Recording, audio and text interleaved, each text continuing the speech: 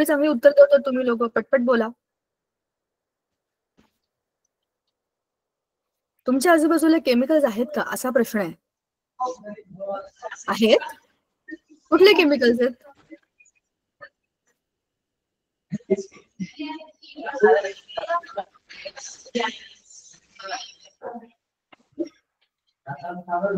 काय काय काय काय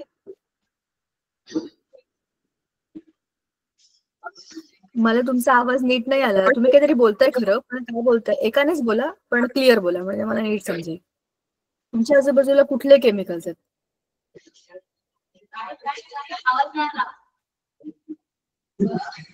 चला, तुमच्या आजूबाजूला कोणत्या कोणत्या वस्तू आहेत असं सुरू करूया. तुमच्या आजूबाजूला कुठल्या कुठल्या वस्तू आहेत?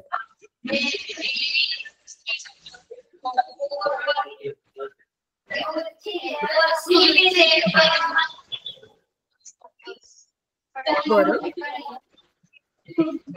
मी काहीतरी बोलताय आणि मला आवाज येतोय पण मला शब्द नाही समजत आहेत. तर मी सांगते मला जे जे दिसतंय बघा. तुमच्या आजूबाजूला मला बेंच दिसतायत, एक लाल खुर्ची दिसतेय, म्हणजे शासकीय कन्या आश्रमचं आता मला जे काही दिसतंय छोटंसं चित्र त्याच्यामध्ये. मुलींना तुमच्या आजूबाजूला एक रूम आहे, ब्ल्यू ब्ल्यू कलरचं पेंट केलंय, त्याच्यामध्ये काही लाईटाच्या पांढऱ्या पांढऱ्या पट्ट्या आहेत बरोबर. मागच्या बाजूला भिंतीला एक काहीतरी लाईटाच्या बटन्सची ब्लॅक केस दिसते मला. हिरवे, निळे, लाल असे वेगवेगळे बेंचेस आहेत. एका शाळेमध्ये त्या भिंतींवरती पण पेंटिंग केलंय. तुम्ही वह्या पुस्तकं काय काय घेऊन बसलाय, ठीक आहे. आणि एक शाळा अशी आडवी दिसते मला, असे आडवे लोक दिसत आहेत त्याच्यात. तर ते हा झाले सरळ. चला, अरे परत आडवे झाले. सरळ करा, सरळ करा.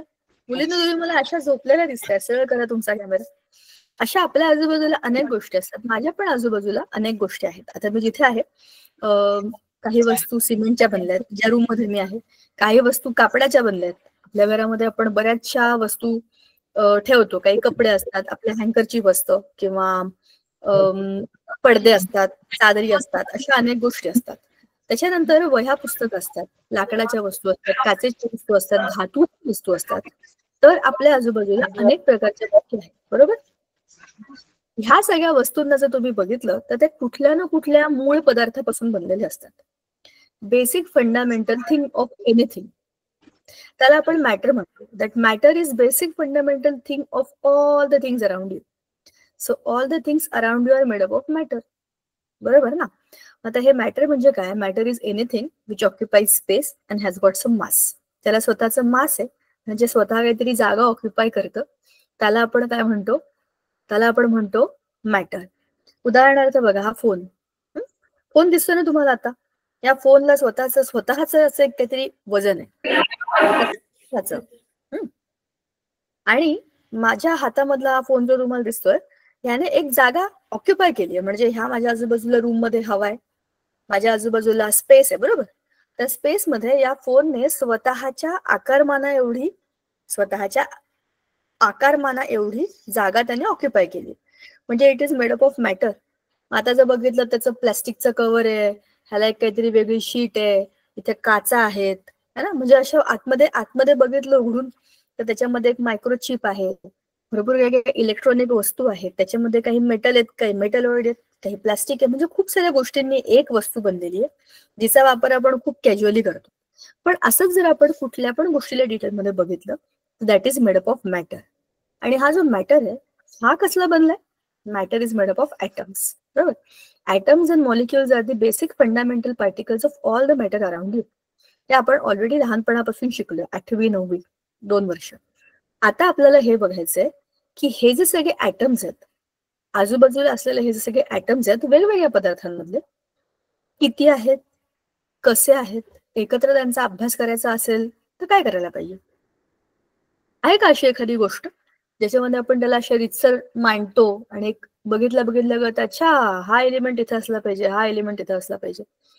पण त्याच्यासाठी तुम्ही मला एक गोष्ट सांगा, एलिमेंट्स, कंपाऊंड्स, मिक्सचर ह्या 3 शब्दांची आणि तुमची ओळख आहे का? हे शब्द ऐकलेत का तुम्ही? Elements, compounds.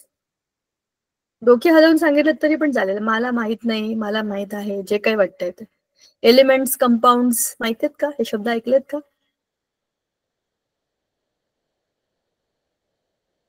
मुलींनो, आणि गडचिरोली इंग्लिश मीडियम स्कूल, तुम्ही हात वर केलं तरी पण चालेल. हे शब्द तुम्ही ऐकलेत का? एलिमेंट्स, कंपाऊंड्स, मिक्सचर्स असे शब्द कधी ऐकलेत का आयुष्यात तुम्ही? येस, गडचिरोलीतल्या शाळेने तरी ऐकलेत. शाबाश. शासकीय कन्या आश्रम स्कूल तुम्ही ऐकलं नाहीयेत का मुलींनो? कन्या स्कूल, सगळ्या मुली तुम्ही सांगा मला, तुम्ही एलिमेंट्स, कंपाऊंड हा शब्द ऐकला नाहीये कधी? मिक्सचर हा तर ऐकला असेलच. मिक्सचर्स तर आपण कितीतरी वेळा म्हणतो, हे मिक्सचर आहे, ते मिक्सचर आहे, त्यामुळे हा शब्द तुम्ही ऐकला असेल. तर आपल्या आजूबाजूला ज्या सगळ्या वस्तू आहेत ना, त्या 3 गोष्टींच्या बनलेल्या असतात. Elements, compound, mixtures. बरोबर. उदाहरणार्थ, फॉर एक्झाम्पल आता बघा, आपण जे चांदीच्या सोन्याच्या वस्तू घालतो त्याच्यामध्ये धातू आहे, तो मेटल आहे, गोल्ड किंवा सिल्वर. हा निसर्गामध्ये जेव्हा मिळतो तो प्युअर फॉर्म मध्ये असतो, तो एलिमेंट आहे. Gold is an element, silver is an element. पण त्याला आपण तसं जर घातलं तर काय होतं, तो वागतो, कारण तो खूपच चांगला, एकदम स्मूथ शायनी वाला असा एक मेटल आहे. मग तो तसा वापरून खराब होऊ नये म्हणून आपण काय करतो, त्याच्यामध्ये दुसरं काहीतरी ऍड करतो आणि त्याचं मिक्सचर घालतो. तर हे जे आपण घालतो ना कानात, गळ्यात दागिने, they are kind of mixture of elements. Air is mixture of gases and compounds are made up of elements. तर सगळ्या गोष्टीची सुरुवात कुठून होते? एलिमेंट्सने होते. याच एलिमेंट्सना मांडण्याकरता, सिस्टमॅटिक पद्धतीने मांडण्याकरता आणि अभ्यास करण्याकरता जो अभ्यास झाला त्याच्यामधनच पिरियॉडिक टेबल ही कन्सेप्ट आली. आता हे सगळं मी तुम्हाला का सांगते? केमिस्ट्रीतला जो लेसन आहे तुमचा, पिरियॉडिक क्लासिफिकेशन ऑफ एलिमेंट्स हा जो लेसन आहे, त्या सगळ्याची सुरुवात करण्यासाठीची प्रस्तावना होती. मग थोडंफार तरी कळलं का? आपल्या आजूबाजूला असलेल्या वस्तू, त्याच्या बेसिक असलेल्या ॲटम्स आणि मॉलिक्युल्सची जी काही प्रॉपर्टीज, रचना आहे ते आपल्याला माहिती आहे. त्याच्यानंतर types of matter around us R elements, compounds, mixtures. मग त्यातले जे एलिमेंट्स आहेत ज्याच्यापासूनच सगळ्या गोष्टी बनलेल्या आहेत, त्यांना तुम्ही सिस्टमॅटिक पद्धतीने कसे मांडाल त्याच्याकरता केलेला हा अभ्यास आहे. मला एका प्रश्नाचं उत्तर द्या. तुम्ही तुमच्या कपाटाची साफसफाई करायला घेतली, त्याच्यामुळे तुमचे वह्या, पुस्तकं, कपडे सगळे सगळं असं तुम्ही पसारा काढून ठेवलाय. आता तुम्हाला ते आवरून ठेवायचं, तुम्ही कसं आवरणार ते? बोला. आवाज क्लिअर नाही येते? बाकी कोणाला माझा आवाज येत नाहीये का? क्लिअर येत नाही माझा आवाज?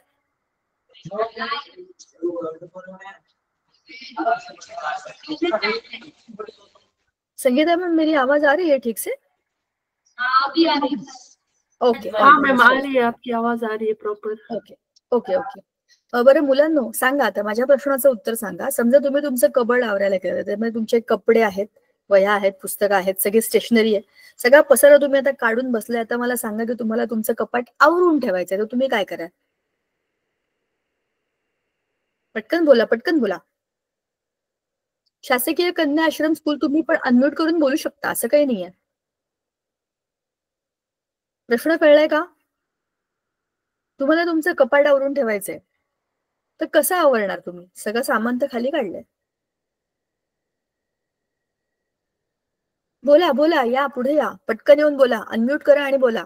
आपल्या लेक्चरला कोणाचंच कोणतंच उत्तर चुकीचं नाहीये. शासकीय कन्या आश्रम स्कूल, या पुढे. उत्तर देण्यासाठी येत असेल तर काही प्रॉब्लेम नाही, अनम्यूट करा आणि बोला.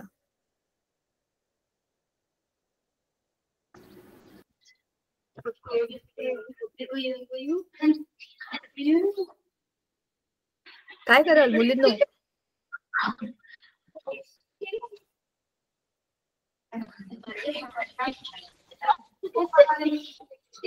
काहीच करणार ना? वह्या, पुस्तकं, कपडे, तुमचं सगळं सामान तुम्ही खाली काढून ठेवलंय. आता तुम्हाला ते नीट ठेवायचंय, कपाट मांडून ठेवायचंय. तर तुम्ही काय कराल त्याच्यामध्ये? पटकन बोला, एवढा वेळ नाही आपल्याकडे, 10वीत गेलोय आपण.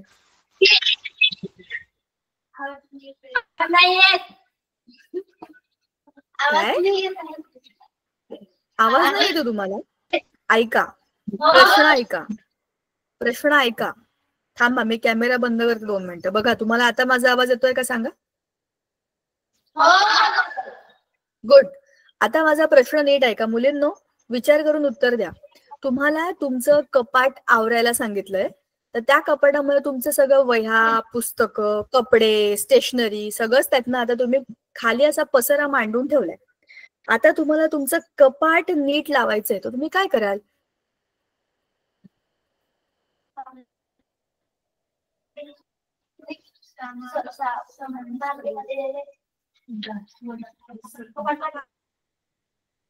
तुम्ही स्वतः काय कराल ते बोला, हिच्याकडे तिच्याकडे बघू नका. तुमचं स्वतःचं कपाट आहे ना, तुम्हालाच म्हणजे तुमच्याकडे काय काय वस्तू आहेत, त्या वस्तू तुम्हाला नीट मांडून ठेवायच्या.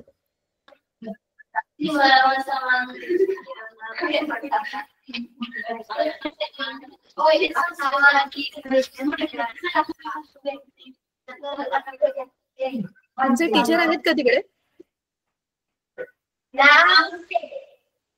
कारण तुम्ही काहीतरी बोलताय खरं मुलींना, पण मला आवाज येत नाहीये. त्या जर माईक जवळ असतील तर तुमचं उत्तर त्या मला सांगतील, ऍटलिस्ट आपण पुढे तरी जाऊ शकतो.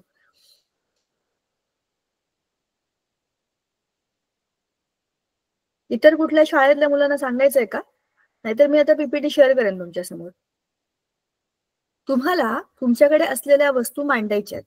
तर साधी स्वाभाविक गोष्ट आहे, आपण एकसारख्या गोष्टी एका कप्प्यात ठेवू. कपडे एका बाजूला ठेवू, वह्या एका बाजूला ठेवू, पुस्तकं एका बाजूला ठेवू, इतर स्टेशनरीचा वेगळा एक कप्पा करू. म्हणजे सगळ्या गोष्टी आपण सिस्टमॅटिक मांडू ना.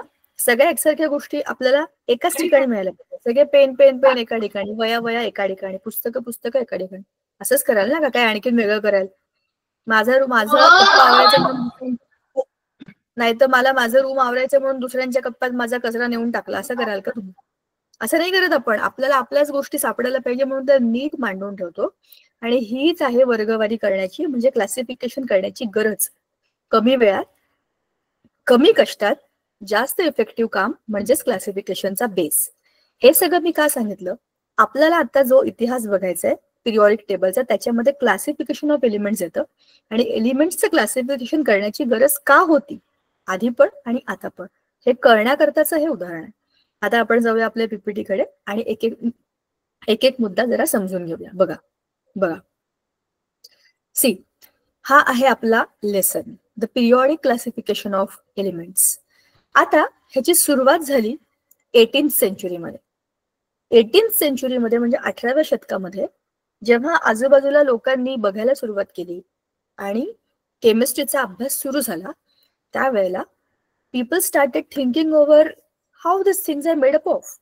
For example, if you take a small object like maybe metallic things that you use in your kitchen, तर त्यांचा अभ्यास करता करता ह्याची रिॲक्शन कोणाबरोबर कशी असेल? हवेमध्ये ऑब्झर्वेशन करताना हवेमध्ये गॅसेस असतील तर कोणते गॅसेस असतील, which gas is reacting with which gas, असं एक लोकांच्या डोक्यामध्ये प्रश्न मालिका सुरू झाली. They started thinking over it and doing experiments on the various objects available that time. They gathered the data. Accordingly, they got to know that there are basic elements which combine to form mixtures and compounds. Elements are the basic fundamental things of any matter. Elements चं classification एकदा कळलं की तुम्ही त्याच्यावरून compounds कुठले बनतील, mixers बनतील का नाही बनणार, हे सगळं प्रिडिक्ट करू शकता. तुम्ही भाकीत देऊ शकता हे असं होईल, असं होणार नाही. When you get to know the basics of the elements, मग आपण एलिमेंट्सचाच अभ्यास करू आणि एलिमेंटना मांडू, असा विचार पुढे आला. आता ह्या सगळ्यामध्ये सगळ्यात पहिला माणूस ज्याने त्याचं डोकं चालवलं आणि क्लासिफिकेशन करायला सुरुवात केली, he was Dobereiner. Now what he did in 18th century, by his time 25 to 30 elements were known. Those elements were discovered. What he observed, all these elements were known with their atomic weights. Atomic weight is the weight of atom. If you take an atom like a ball and think of its weight, that will be the weight of that atom. Now we know that the atom has centrally placed nucleus which has all the mass. There are electrons revolving around the nucleus. So all the mass of the atom is concentrated at the center. At the center, in the nucleus, there are nucleons. And nucleons are protons and neutrons. So total weight of the atom is weight of protons and neutrons only. Electrons weight खूप कमी असतं तर त्याला आपण धरत नाही. आपण ॲटमच्या वजनामध्ये, म्हणजे वजन म्हणजे मास म्हणतोय, वजन म्हणजे ग्रॅव्हिटीवालं वजन, आता आपण त्याच्यावरती जात नाहीये. आता आपण म्हणतोय की त्याचं स्वतःचं वस्तुमान, त्याच्या स्वतःच्या कंटेंट मध्ये असलेलं वजन किती आहे, तर त्या ॲटम मध्ये असलेले number of protons plus number of neutrons, they are inside the nucleus. त्याचं वजन काढलं की त्या ॲटमचं वजन आलं. आता हा डेटा त्यावेळेच्या सायंटिस्टकडे होता. they knew few elements with their atomic weights. Now what this Daubeney did, he arranged all the elements in their increasing order of atomic weights. आता for example I give you example of a class. एक class आहे आपल्याकडे, जसं तुमचा classroom आहे. त्या क्लासमध्ये एकूण 30 स्टुडंट्स आहेत. प्रत्येकाचं नाव वेगळं आहे, प्रत्येकाचे लुक्स वेगळे आहेत, प्रत्येकाचं वजन वेगळं आहे, प्रत्येक जण वेगळ्या घरातून येतो. Everybody is different. But if I ask you to group you according to something, what I will do, I will think of few properties, की तुम्ही कसे असता किंवा तुमचं हाऊस कोणतं, कोण घराजवळ राहतं, म्हणजे कोणाचं घर शाळेजवळ आहे, कोणाचं लांब आहे, कोण सायकलने येतं, कोण बसने येतं. I can have many criterias to classify. But then you have no idea at all and you only know the weights of the students. तुम्हाला बघून अंदाज येतो की कोण कसं आहे, तर तुम्ही त्यांना त्यांच्या वजनाच्या हिशोबाने चढत्या क्रमाने लावलं. Increasing order of their atomic weights असं तुमचं पहिलं काहीतरी कृती असेल. देन व्हॉट ही डिड, जे काही एलिमेंट्स अवेलेबल होते, he arrange them in to the increasing order of their atomic weights and he observed the atomic weight of the first and third element of a triad. ट्रायडचा अर्थ आहे 3. Is equal to, म्हणजे if you do the average of the atomic weight of first and third element, it will be exactly same as that of the central element. म्हणजे 3-3च्या गटामध्ये आपण असे शाळेमध्ये जातो ना, तिघांचा हात धरून जा रे, कुठे आपण प्रभात फिरायला गेलो, कुठे फिरायला गेलो, दोघांची जोडी, तिघांची जोडी, असं करतात ना आपल्याला. जोडी नाही, तिघांचा गट. तर अशा तिघांच्या गटात त्यांना उभं केलं आणि पहिल्या आणि तिसऱ्याच्या वजनाचं एव्हरेज इज इक्वल टू वजन ऑफ सेंट्रल, असं त्याला काही केसेसमध्ये दिसलं. आता हे काय होतं, it was the start of the classification of elements. चढत्या क्रमाने लावणं आणि त्याच्या हिशोबाने त्यांचं स्टडी करणं की ह्याच्यामध्ये काही रिलेशन आहे का, it was the starting point. पण डॉबेनचे ट्रायड सगळ्याच 3 एलिमेंट्सच्या बाबतीमध्ये फॉलो होत नाहीत. आपल्याला हे जे एक्झाम्पल आहेत, तुम्ही हे करून बघा. Lithium plus potassium divided by 2, 7 + 39 divided by 2. करा बरं, do it right now in front of me. 7 + 39 by 2. Pen pencil घेतलंय ना? Solve this. 7 + 29 divided by 2. कन्या शाळा, ऐकू येतंय का? हे तुम्हाला सॉल्व करायचंय. 7 + 29 डिवायडेड बाय 2. पेन आणि पेन्सिल घेतली की नाही?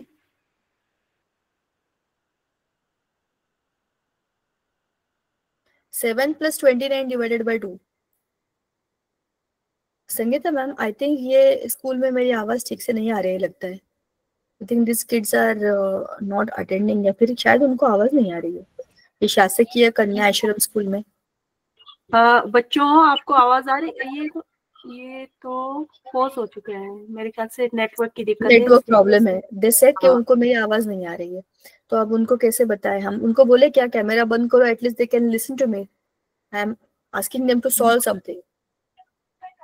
अच्छा, कैसे करेंगे? जब ये आ जाएंगे ना जगह पे, तो उनको बोलते कैमरा बंद करो और आप मेरी आवाज सुनो, क्योंकि ये प्लीज रहेंगे तो कुछ समझेंगे नहीं. इनको ना कैमरा, हाँ ये आ गए. आश्रमशाला के कौन से हैं? कन्या आश्रमशाला है ना? कन्या आश्रमशाला के बच्चों, आपको अगर मैम की आवाज आ रही है तो हाथ खड़े करो बच्चों. फिर से हो गए ना, हाथ खड़े करो. तुम्हाला माझा आवाज येत असेल तर हात वर करा. हाँ, अब कर सकते हैं आप. ऐका मुलांनो, मी तुम्हाला काहीतरी सोडवायला सांगितलेलं आहे, गणित सोडवायला सांगितलेलं आहे. नीचे कर दो बच्चों, हाथ नीचे कर दो, हमें पता लग गया है, आपको सुनाई दे रहा है. हाँ, वही आणि पेन घेऊन एक गणित सांगितलंय ते सोडवा. आणि तुम्हाला जर असं वाटलं की माझा आवाज येत नाहीये, तर तसं तुमचा माईक ऑन करून मला सांगा. पण तुम्ही फ्रीज झालात तर हे कळणार नाही तुम्हाला काय चाललंय. बघा, मी तुम्हाला एक गणित करायला सांगितलं. 7 + 39 डिवायडेड बाय 2. केलं का कोणी?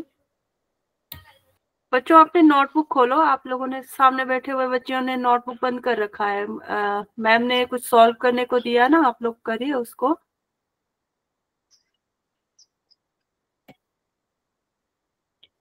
करा ग मुलींनो. 7 + 29 डिवायडेड बाय 2. 7 + 29, 7 + 29. 2 + नाही, 7 + 29. स्वतःचे पेन आणि पेन्सिल घेऊन बसा तिकडे. पेन नसेल तर पेन्सिल घ्या आणि करा, टाइमपास करू नका. 7 + 29 / 2 बाकी सगळ्या शाळांनी ऑलरेडी केलेलं आहे. ओके नाही, तुमचं उत्तर 23 आलंय का बघा. Just check whether your answer is 23 or not. जर तुमचा आन्सर 23 आहे त्याचा अर्थ हाच आहे की तुम्हाला हा ट्रायड समजलाय. म्हणजेच काय, जेव्हा हे elements in the increasing order of the atomic weights लावले आपण, तर लिथियम, सोडियम आणि पोटॅशियम हे तिघे एका रांगेत आले. बरोबर ना? ओके, हा, हे एका रांगेत आले तर पहिल्या आणि तिसऱ्याच्या वजनाचा एव्हरेज म्हणजेच काय, आपण त्याला काय म्हणतो, average atomic weight is equal to this atomic weight of the central atom. हेच कॅल्शियम आणि बेरियमच्या बाबतीत आहे, क्लोरीन आणि आयोडीनच्या बाबतीत आहे. म्हणजेच काय, मधल्या ॲटमचा ॲटॉमिक वेट पहिल्या आणि तिघांच्या एव्हरेज एवढं येतं. हा फर्स्ट ट्राय होता, पण हा इनकम्प्लीट होता. कारण काय आहेत? सगळ्यात पहिली गोष्ट तर या वेळेला जेवढे केवढे एलिमेंट्स माहिती होते तेवढंच त्याने याच्यात मांडले. दुसरं काय झालं, सगळ्याच्या सगळ्या एलिमेंट्सना ही गोष्ट फॉलो होत नाही. त्याच्यामुळे काय झालं, हा जो त्यांनी केलेला स्टडी होता हा तेवढ्याच काहीच एक्झाम्पल्स पुरता ओके होता, म्हणजे यालाच ऍप्लिकेबल आहे. अशी एखादी गोष्ट युनिव्हर्सल नाही सांगू शकलो आपण की एका रांगेमध्ये सगळे मांडले तर हे सगळ्यांमध्येच होतं, असं होत नाही. याचा अर्थ की या डॉबरनेरचे जे ट्रायड आहेत हे फर्स्ट स्टेप आहेत, पहिली पायरी आहेत, पण ते इनकम्प्लीट आहेत. ठीक आहे. आता डॉबरनेर नंतर काय आलं उत्तर? शाबाश, बरोबर आलं तुमचं उत्तर. आहे बघा, मध्ये Na23 आलेलं आहे. आलंय की नाही?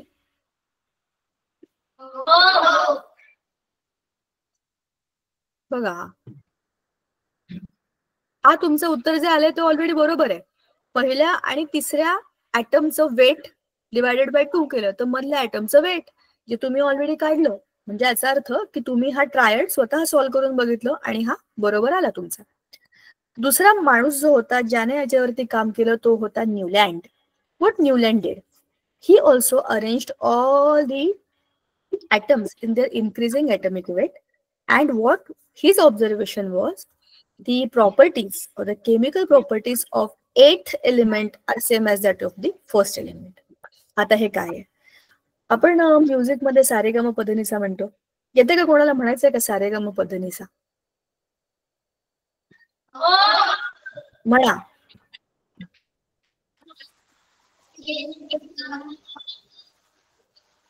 सगळं एकत्रच म्हणा, काही प्रॉब्लेम नाहीये.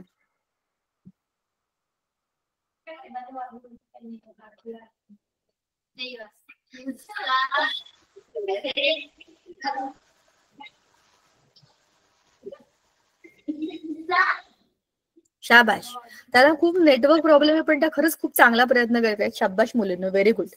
सारेगम पधनिसा आपल्याला माहितीये, सारेगम पधनिसा. आता ह्याच्यामध्ये सा खालचा आणि सा वरचा, ह्याच्यामध्ये सारेगम पधनी नंतर पुढचा सा पहिल्या साच्याच खाली येतो.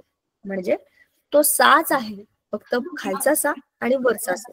हे जे काही आहे तेच आहे न्यूलँडचं ऑक्टेट. आता तुमचा माईक बंद केला तरी चालेल. मुलींनो ऐका, हा लॉ काय म्हणतो, if you arrange all the atoms in their increasing atomic weight you find that the 8th element has similar properties to the first. म्हणजेच 8च्या ग्रुपमध्ये 8वा खाली, 9वा दुसऱ्याच्या खाली, 10वा तिसऱ्याच्या खाली असं तुम्ही त्यांना मांडू शकता इन दी ग्रुप ऑफ 8, म्हणजे इन द स्टेट ऑफ 8. कळलं का? आणि ह्याच्यातनं काय झालं, असे पण ग्रुप बनले उभे उभे, आणि उभ्या ग्रुप मधले सगळे एकसारखे, या ग्रुप मधले सगळे एकसारखे, अशी ह्याची रचना होती. आता हेच सगळं जरा टेक्स्टबुक मध्ये बघा. अरे मराठी पुस्तक आलं का? थांबा एक minute. Let me open our English पुस्तक. तुम्हाला इंग्लिश मध्ये ना पुस्तक तुमचं?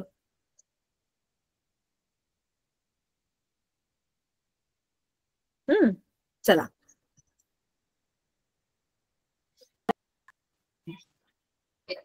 See, the book is here.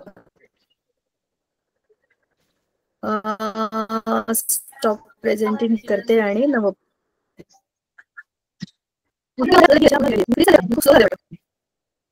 and we are on this lesson atomic periodic classification of elements. पहिला तुमचा ग्रॅव्हिटेशन आहे ना.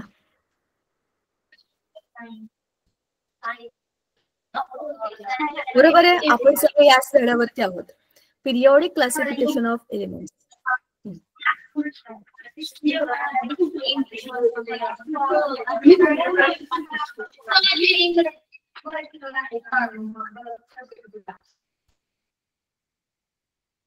Good.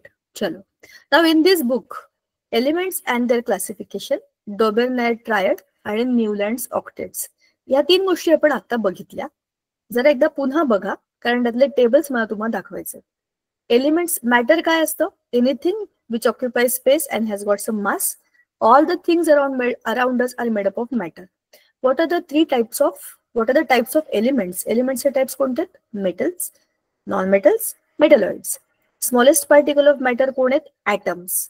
What is the difference between molecules of elements and compounds? The molecules of elements are all same.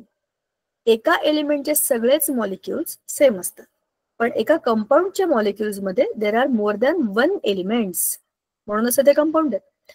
Now classification of एलिमेंट्सच्या सुरुवातीला we have learn that in the previous standards that atoms are the fundamental invisible particles of any matter. Today we have 118 elements known. ठीक आहे. आता आपल्या जगामध्ये आपल्याला माहिती आहे की there are 118 elements. However around year 1800 म्हणजे 1800च्या आसपास, 18व्या शतकामध्ये about 30 elements only were no.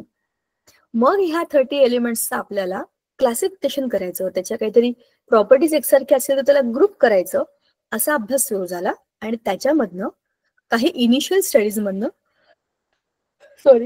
एक एक करत आपली जी स्टोरी आहे ती मॉडर्न पिरियॉडिक टेबल पर्यंत आली. नाव डॉबेरन ट्रायड मध्ये तुम्ही जे सोडवलं ते हेच आहे बघा. Lithium, sodium, potassium. लिथियमचं 6.9 हे काय आहे त्याचं ॲटॉमिक मास, आणि सोडियमचं आहे 39.1 डिवायडेड बाय 2 असं केलं तर तुम्हाला आलं 23. म्हणजेच काय 23 is actual atomic mass of sodium. असं पोटॅशियम, बेरियम, आयोडीन बघा, ह्याच्यामध्ये मध्ये काय आहे? आयोडीन इकडचा म्हणजे कुठला? इथला. क्लोरीन इथला, आणि हा ब्रोमीन मधला. इथं पण कॅल्शियम इकडे आहे, बेरियम इकडे आहे, आणि हे जे काही उत्तर आलंय हे आहे मधलं स्ट्रॉन्शियमचं. इकडे लिथियम, इकडे पोटॅशियम इकडे, आणि त्या दोघांची एव्हरेज ही सोडियम मध्ये. म्हणजेच जे तुम्ही सॉल्व्ह केलं एका केसमध्ये तेच खालच्या 3 एक्झाम्पल्स मध्ये आहे. ठीक आहे. Now all the known elements could not be classified into the Doberan triad. हे आपण ऑलरेडी बघितलं. Only 30 elements were known by that time. So that was incomplete data otherwise also. त्याच्यामध्ये पण सगळ्यांना याच्यामध्ये आपण टाकू नाही शकलो, but it was the step 1 into the classification. Now Newlands octaves हे समजून घ्या. जे मी तुम्हाला मग अशी सारेगम पद्धतीने म्हटलं ते हेच होतं. As in Indian classical music आपल्याकडे सारेगम पद्धतीचा आहे. इंग्लिश सायंटिस्ट होता हा, पण जॉन न्यूलँड. आपण सारेगम पद्धतीचा म्हणतो, ते त्याला डोरेमिफा सोलाटी सेमच आहे. डोरेमिफा सोलाटी आपण सारेगम पद्धतीचा म्हणतो. त्यांच्याकडे पण 7 नोट्स आहेत. आपण त्याला 7 स्वर म्हणतो, ते त्याला 7 नोट्स म्हणतात ऑफ म्युझिक. ह्या म्युझिकच्या नोट्स पण चढत्या क्रमाने आहे. मग याने काय केलं? Similar to music, why can't we arrange the elements in the group of 7, 7, 7 and 8 will be following first. असं म्हणजेच काय केलं त्याने? 8-8चे ग्रुप बनवले आणि increasing order of the again atomic masses. आणि मग काय केलं? He started with the lightest element hydrogen and ended up with thorium. He knew by that time thorium as the highest or the maximum atomic weight wala atom. He found that every 8th element had properties similar to those of the first. म्हणजे हे काय झालं? त्याने त्यांना मांडल्यानंतर त्याला समजलं की every 8th element had properties similar to those of the first. For example, sodium is the 8th element from lithium. लिथियमच्या खाली सोडियम आहे. So sodium is showing similar properties to lithium. Also, Magnesium is similar to barium. Chlorine is similar to fluorine. Now, this comparison is like 7 are in the increasing order, 8 is following first. 1, 2, 3, 4, 5, 6, 7. 7 horizontal, 7 vertical columns. Do, re, mi, fa, sol, la, ti. Do, re, mi, fa, sol, la, ti म्हणजे सारे ग म प ध नि सा. असं केल्यानंतर हा फक्त नी पर्यंत आहे आणि हा पुढे परत वरचा सा म्हणजे परत साच्या खाली सा म्हणजेच काय एकच गोष्ट परत खाली आली पण चढलेली आली. समजलं का? आता हे होतं ह्याचं classification. But here what many limitations were found in to the Newlands octaves. कारण काय that time only 30 elements were known, but even that too, this classification was followed only till calcium. And Newlands fitted all the known elements into the table of 7/8. So there are 56 boxes and he placed 2 elements each in some boxes. आता याच्यात बघा ना, cobalt आणि nickel एकत्र आहेत, हे दोघं एकत्र आहेत. मग एका गटात एक पाहिजे होता जे की त्याने केलं नाही, म्हणजे एका ग्रुपमध्ये 2 जण आले. सो हे क्लासिफिकेशन बरोबर नाहीये. Everybody should has his own place ना. सो अशी अरेंजमेंट पण चुकली. त्याच्यानंतर for example, now what happened, he placed some elements with different properties under the same note. For example, he placed metals cobalt and nickel under the note do along with halogens. आता हे fluorine, chlorine, bromine are halogens. Halogens means they are negatively charged, electronegative आहेत ते, they take the electrons, but cobalt and nickel are metals and they give electrons. So in a vertical group, if I ask you to stand, म्हणजे तुम्हाला म्हटलं चला एका रांगेत उभे राहा, एका हाऊसची मुलं एकत्र उभे राहा, किंवा ज्यांची हाईट 5.1 to 5.10 मध्ये त्यांनी एकत्र उभे राहा, अशा मुलांना उभा केल्यावरती त्याच्यामध्ये 6 फीट आला मध्ये, किती चुकलं ना. तेच झालं ना. म्हणजे इथे हे सगळे हॅलोजन वाले आहेत 3 जण आणि हे मेटल्स आहेत. मेटल्स नॉन मेटल्स एका ठिकाणी, wrong classification. More over that along with the non metals आणखी हे कुठे झालं बघा, while Fe having similarity with cobalt and nickel away from them. म्हणजे फेरस इकडे फेरस इज लोखंड, लोखंडाच्या प्रॉपर्टी या दोघांसारख्या आहेत पण तो त्यांच्यापासून लांब आहे. म्हणजेच काय आहे की हे क्लासिफिकेशन बरोबर नाहीये. एका रांगेत असले पाहिजे सगळे, फेरस, कोबाल्ट, निकेल एकसारखे आहेत ना, एकत्र पाहिजे, पण ते तसं झालं नाही. दुसरं, he did not have provision to accommodate the newly discovered element. त्याने इथे कुठे जागाच ठेवली नाहीये, नव्याने कोणी शोधलं गेलं तर जागा पाहिजे ना ऍडजस्ट करायला. त्याच्यामुळे ही ऑक्टेव्हची कन्सेप्ट जी होती ही लेवल 2 होती, म्हणजे पायरी 2, पण तरी सुद्धा इनकम्प्लीट होती. ठीक आहे. आता Mendeleev's periodic table. Before I start with this, I want to tell you something interesting about Mendeleev's, as I like his story very much. तुम्हाला माहिती आहे का, तिचे सायंटिस्ट असतात ना, ते एकदम भन्नाट असतात. कोणत्या तरी गोष्टीचा विचार एकदा त्यांच्या डोक्यामध्ये घुसला ना की ते त्याच्यामध्येच रमलेले असतात. आता या मेंडेलिव्हची गोष्ट मी तुम्हाला सांगणार आहे. हा जो डिमित्री मेंडेलिव्ह होता, रशियन केमिस्ट होता. तो लहानपणी त्यांचे 12-13 भावंडांचं मोठं कुटुंब होतं. त्यांचे बाबा जे होते ते शाळेमध्ये टीचर होते आणि त्यांची आई खूप श्रीमंत घरातून आलेली होती. पण त्यांची फॅमिली जी होती ती काही काळानंतर असं होतं ना की काही प्रॉब्लेम येतात आणि सिच्युएशन एकदम बदलते. असं त्यांच्या फॅमिलीमध्ये पण काही बदल झाले. मग ह्याच्या घराची चालवण्याची जबाबदारी आईवरती आली. पण त्यांच्या आईचा त्यांच्या घराच्या जवळ एक काचेचा कारखाना होता जो बंद पडला होता पूर्वी. त्या आईने तो सुरू केला आणि त्याच्यामध्ये काम करायला सुरुवात केली, म्हणजे तो कारखाना चालवण्याचं काम. पण हा सगळ्यात छोटा होता त्यांच्या फॅमिलीतला, पण हा खूप हुशार होता आणि शाळेमध्ये पण लक्ष द्यायचा. मग त्याच्या आईने ठरवलं की याला इथे ठेवून काही उपयोग नाहीये, याचा काही अभ्यास होणार नाही. त्याला खूप लांबच्या एका शहरामध्ये नेलं आणि तिकडे त्याचं शिक्षण पूर्ण केलं. तो तिथे खूप चांगला शिकला, त्याने खूप गोष्टी समजून घेतल्या आणि तो परत आला आणि त्याने त्याच्याच शाळेमध्ये त्याच्याच कॉलेजमध्ये प्रोफेसर म्हणून जॉब करायला सुरुवात केली. आता त्याचा विषय होता केमिस्ट्री. त्याचा पण तो प्रोफेसर होता and the professors work in to the लॅबमध्ये काम करायचं, वेगवेगळे केमिकल्स हाताळायचे आणि मग चेक करायचे की कोणाच्या प्रॉपर्टीज कशा आहेत, हे त्याचं काम सुरू होतं. त्याचा स्वतःचा स्टडी त्याने करायला सुरुवात केली. मोर ओव्हर दॅट त्याच्या आजूबाजूला खूप सारे रिसर्चेस सुरू होते, त्याचा अभ्यास सुरू होता. त्यावेळेला त्याला समजलं की ऑर्गॅनिक केमिस्ट्रीला रेफर करण्याकरता बरीच पुस्तकं आहेत, रेफरन्स बुक आहे, पण इनऑर्गॅनिक केमिस्ट्रीसाठी असं काही नाहीये. इनऑर्गॅनिक केमिस्ट्रीमध्ये वेगळ्या वेगळ्या एलिमेंट्सचा अभ्यास असतो, पण त्याच्याकरता कुठलं रेफरन्स बुक नाहीये.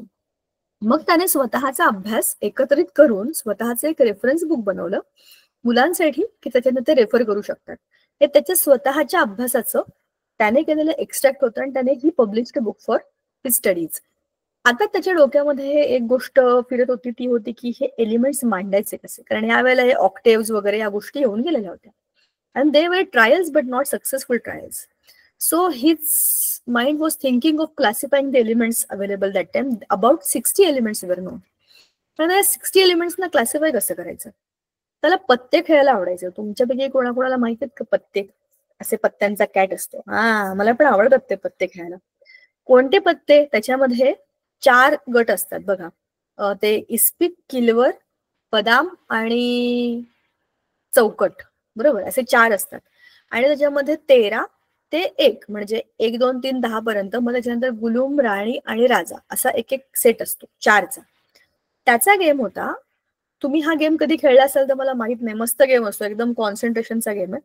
पत्ते पत्ते असे पिसायचे आणि मग त्याच्या असे 7 ते 8 गड्डी लावायची आणि त्याच्यामधनं राजापासून ते एक्क्यापर्यंत एकाच रांगेमध्ये ते सगळे यायला पाहिजे आणि ते इकडून इकडे असे त्याला फिरवून त्या पत्त्यांचा 4 पूर्ण त्याचे सेट बनवायचे एका कॅटमधनं. असा तो गेम असतो. हा त्याचा फेवरेट गेम होता, ते कॉन्सन्ट्रेशनचा गेम आहे तो.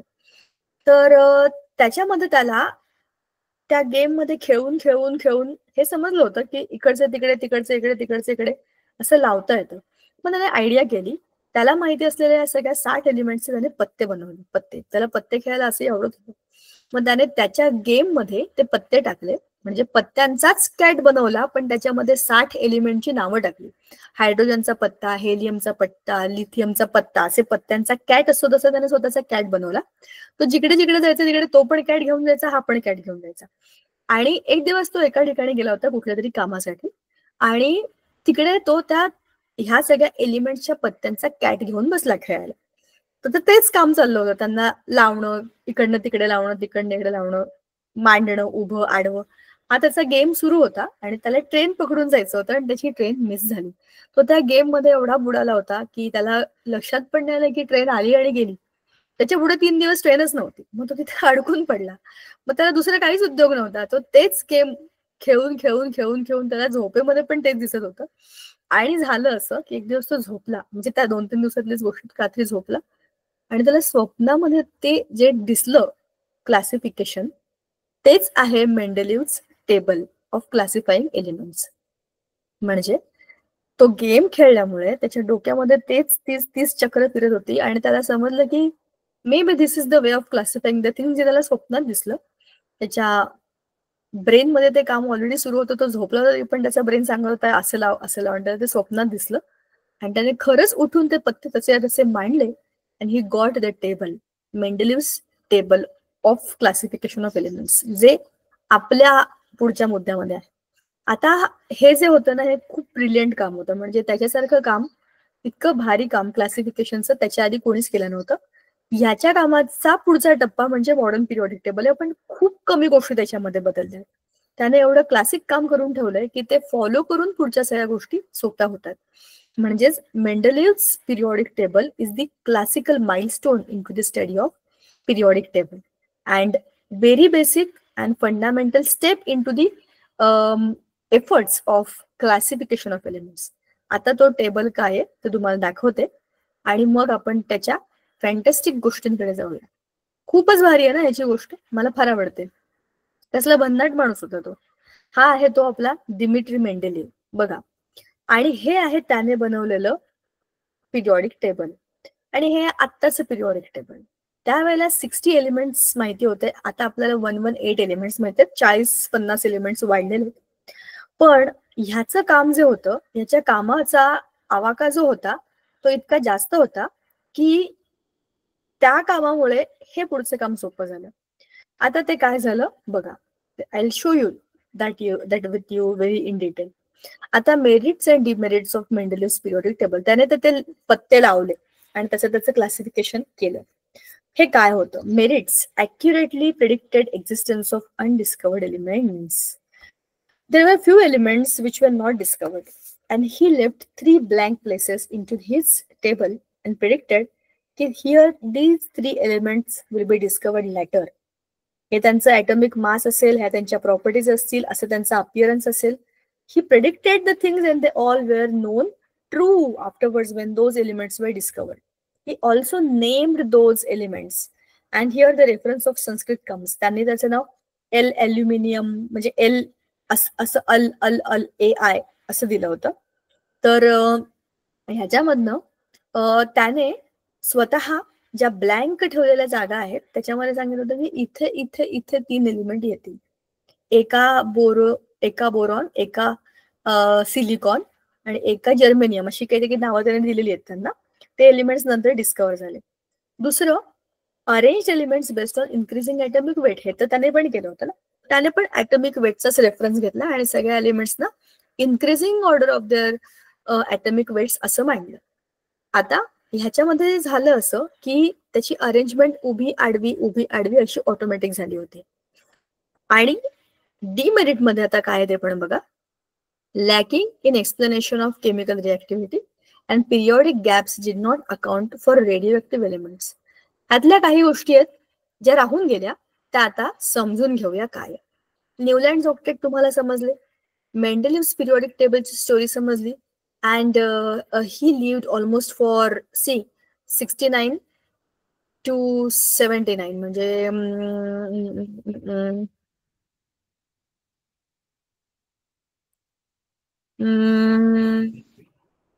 एवढ्या वर्षामध्ये 69, 70, 71, 72 3 वर्षात त्याने त्याचं पिरियॉडिक टेबल मांडलं. And 63 elements he arranged. 63 elements. आणि सगळ्यात महत्वाची गोष्ट, तुम्हाला हा टेबल दाखवल्यावरच तुम्हाला ते समजेल बघा. आता त्याने काय केलं होतं, मी तुम्हाला म्हटलं होतं की तो लॅबमध्ये काम करणारा माणूस होता, तो अभ्यास करत होता, तो मुलांना शिकवत होता आणि एक्सपेरिमेंट्स मधनं त्याला जे जे समजत होतं तो नोट डाऊन करत होता. त्याच्यामुळे त्याला हे माहिती होतं की कुठला एलिमेंट कोणाबरोबर कसा रिॲक्ट करतो. तर त्याच्या पिरियॉडिक टेबलमध्ये सगळ्यात ब्रिलियंट गोष्ट बघा, म्हणजे तुम्ही विचार कराल तर तुम्ही थक्क व्हाल. त्याने ऑक्सिजन बरोबर आणि हायड्रोजन बरोबर रिॲक्शन कशी होते ते ऑलरेडी तिथे लिहून ठेवलंय. म्हणजे हा फॉर्म्युला आहे RO, R2O3. आर म्हणजे काय, हा एलिमेंट. हायड्रोजन बरोबर असेल तर RH4 आणि RO2. जसं पहिला आहे कार्बन, तर कार्बनचा एलिमेंट बनतो CH4 म्हणजेच काय, मिथेन. आणि दुसरा बनतो RO2चा काय होईल, CO2 म्हणजेच कार्बन डायऑक्साईड. हे त्याने सांगितलंय की हे असे रिॲक्शन्स करतील आणि हे सगळेच असे रिॲक्शन्स करतात. या रांगेतले सगळेच्या सगळे CH4 CO2 सारखे, SiH4 SiO2 TiH4 TiO2 सगळेच्या सगळे अशी रिॲक्शन करतात. आता इकडे बघा 1 2 आणि 3. त्याने इथे नावं नाही टाकली आहेत कारण की हे एलिमेंट्स तोपर्यंत शोधले गेले नव्हते. पण त्याने त्यांचे ॲटॉमिक नंबर टाकलेत 44, 68 आणि 72. आणि त्याने त्यांना नावं पण दिली, एका बोरॉन, एका ॲल्युमिनियम आणि एका सिलिकॉन म्हणजे सिलिकॉनच्या खालचा. आता हे एका म्हणजे काय, आपल्याकडे ना पूर्वी अशी पद्धत होती की आजोबांचं नाव मुलांना द्यायचं. म्हणजे उदाहरणार्थ सांगितलं तर शिवाजी पहिला, किंवा तानाजी पहिला, तानाजी दुसरा, असं आपण आपल्या मागच्या पिढीतल्या लोकांचा सन्मान पण करायचो आणि तेच आपल्या पोटी पुन्हा जन्माला आलेत असं पण समजायचं. म्हणजेच ते एका म्हणजे पूर्वीचे. आणि हा संस्कृत शब्द एकम म्हणजे जे शिवाजी जो पहिला माणूस आहे, समजा त्याचं नाव शिवाजी, मी शिवाजी महाराज म्हणत नाही बरं का, मला त्यांच्याबद्दल खूप आदर आहे, पण ह्याच्यामध्ये मी फक्त शिवाजी ह्या नावाबद्दल, किंवा फॉर दॅट मॅटर आपण घेऊया काय नाव घेऊया आपण, चला आपण नाव घेऊया समजा संताजी, हे नाव घेऊया. ह्याच्यामध्ये काही तसा प्रकार नाही. असं शिवाजी महाराजांचा एकेरी उल्लेख करायलाच किती विचित्र वाटतं ना. सॉरी, आपण तसं नको करूया, आपण वेगळं नाव घेऊया संताजी. समजा एक कुटुंब आहे आणि त्यातले सगळ्यात पहिले जे आजोबा होते त्यांचं नाव संताजी, पण त्यांच्या मुलाचं नाव काही वेगळं असेल. त्यांचा मुलगा आपल्या आजोबांचं नाव संताजी पहिला, म्हणजे संताजी ऑलरेडी एक होते, पण हा त्यांचा नातू म्हणजे कोण आहे, संताजी पहिला. सो बोरॉन हा ऑलरेडी एक होता, पण हा एका बोरॉन, बोरॉनच्या खालचा बोरॉन एक, म्हणजे आपला संस्कृत शब्द आहे ना एकम, एकम म्हणजे एक, त्याच्यावरचा एका. ॲल्युमिनियमचा पण एका ॲल्युमिनियम. आणि मग नंतर आहे सिलिकॉन, सिलिकॉनच्या खालचं म्हणून एका सिलिकॉन, अशी त्याने त्यांची नावं सांगून टाकली की हे असतील आणि त्यांचे हे वजन असतील आणि हे इथे इथे येऊन बसतील. आणि खरंच जेव्हा नंतर हे एलिमेंट शोधले गेले, बरोबर बरोबर तिकडे मॅच झाले. ठीक आहे. आता सांगायचा मुद्दा, ह्या सगळ्या पिरियॉडिक टेबलमध्ये अजून एक मस्त गोष्ट आहे बघा. याने काय केलं, सगळ्यांना त्यांच्या इन्क्रीजिंग ॲटॉमिक वेटच्या हिशोबाने लावलं आणि एका एका वर्टिकल ग्रुपमध्ये म्हणजे उभ्या उभ्या गटांमध्ये सगळ्या गोष्टींना कसं लावलं, त्यांच्या प्रॉपर्टीज प्रमाणे. म्हणजे ह्या गटातल्या सगळ्यांच्या प्रॉपर्टीज सेम, ह्याच्यातलं सेम, ह्याच्यातलं सेम, ह्याच्यातलं सेम, ह्याच्यातलं सेम, आणि हे पण सगळे सेम. हे सगळे मेटल्स आहेत, मेटल्स सगळे गटामध्ये आहेत. बघा ना, तिकडे काय होतं, फेरस वेगळा झाला होता आणि कोबाल्ट निकल एकत्र होता वरती ऑक्टेटमध्ये. इकडे त्याने तसं नाही केलं, त्यांना एकत्र केलं. ह्याच्यामध्ये पण काही चुका आहेत, नाही असं नाही, पण हा फॅन्टॅस्टिक प्रयोग होता की सगळे उभे आडवे लागले, प्रत्येकाला आपलं आपलं घर मिळालं आणि त्याच्या प्रॉपर्टीज पण सांगता आल्या. ठीक आहे. आता ह्याच्यामध्ये अजून एक गोष्ट झाली, ती अशी झाली की इथे एका बाजूला सगळे हॅलोजन्स आले बघा, फ्लोरीन, क्लोरीन, ब्रोमीन, हे ऑलमोस्ट एका बाजूला आले. त्याच्यामध्ये एक गोष्ट अशी आहे की त्यावेळेला जेव्हा पिरियॉडिक टेबल याने हे बनवलं, त्यावेळेला राजवायूंचा शोध लागला नव्हता, तो नंतर लागला. पण राजवायू ह्याच्यामध्ये ऍड करायचे, म्हणजे आपण त्याला नोबल गॅसेस म्हणतो, ह्याच्यामध्ये ऍड करायचे, त्याने इथे एक ग्रुपच वाढवला. म्हणजे बाकीचे टेबल त्याला डिस्टर्ब करायची गरज पडली नाही, इथे एक ग्रुप वाढवला. कोणता? Zero group. हा ग्रुप 8 आहे ना, इथे ग्रुप 0 केला, झालं. इथे एलिमेंट्स टाकले, म्हणजे काहीही न डिस्टर्ब करता त्याने एक ग्रुप ऍड केला. ही त्याची सगळ्यात जमेची बाजू होती की एक ग्रुप नवा ऍड करायला त्याच्या ह्याच्यात जागा होती, जी याच्या आधीच्या ह्याच्यामध्ये नव्हती. शिवाय दुसऱ्या येणाऱ्या एलिमेंट्सची रचना करण्याकरता, ऍड करण्याकरता त्याने जागा ठेवल्या होत्या. सगळेचे सगळे एलिमेंट्स तेव्हा शोधले नव्हते, त्याने ऑलरेडी काही जागा रिकाम्या ठेवल्या होत्या. तेव्हा माहिती असलेल्या एलिमेंट्सला फक्त अरेंज केलं होतं आणि असे एलिमेंट्स येऊ शकतात असं त्याचं भाकीत होतं. त्याचा अभ्यास, त्याच्या हिशोबाने त्याने मांडलेलं टेबल, ह्याचा अर्धा अभ्यास आपण आज केला. त्याचा पुढचा अभ्यास आपण पुढच्या भागात करू. तुम्हाला आज आपण जे काही बोललो ते कळलं का? थोडंफार तरी तुम्हाला काही समजलंय का ह्यातलं? हो का नाही? हो, yes, thank you. Gadchiroli English medium school मधली मुलं, त्यांना ना माईक ऑन नाही करतात बिचाऱ्यांना, माईक लांबे, पण ते हात वर करून नेहमी उत्तर देतात. शाबाश. बाकी सगळ्यांना पण कळलंय का? पुढच्या वेळेला आपण ह्याचा पुढचा भाग बघूया. आज आपण थांबूया इकडे. पुढच्या वेळेला मेंडेलिव्हज पिरियॉडिक टेबल कम्प्लीट होईल आणि मॉडर्न पिरियॉडिक टेबल सुरू होईल. चला थांबूया आजच्या दिवशी. Bye, thank you. Sangeeta ma'am, thank you. Thank you ma'am. Bye बच्चों.